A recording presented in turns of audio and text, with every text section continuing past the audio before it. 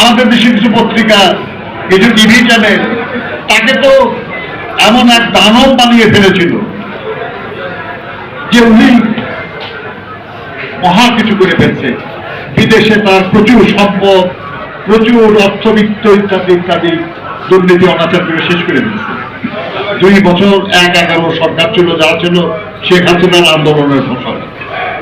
তারপরে 15 বছর শেখ হাসিনা ক্ষমতায় ছিল, তার বিরুদ্ধে কোনো দুর্নীতির অভিযোগ প্রমাণ করতে পারবে না।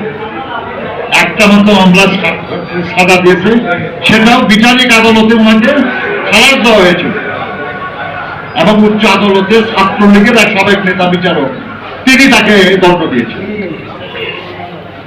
আর কোন দুর্নীতির অভিযোগে তাকে অভিযুক্ত করা যায়নি।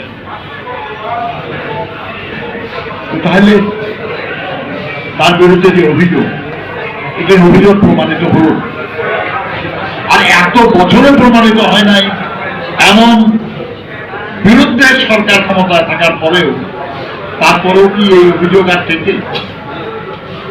এই অভিযোগ তো টেকে না। এই অভিযোগে মিথ্যা ছিল, এটা তো প্রমাণ হয়েছে।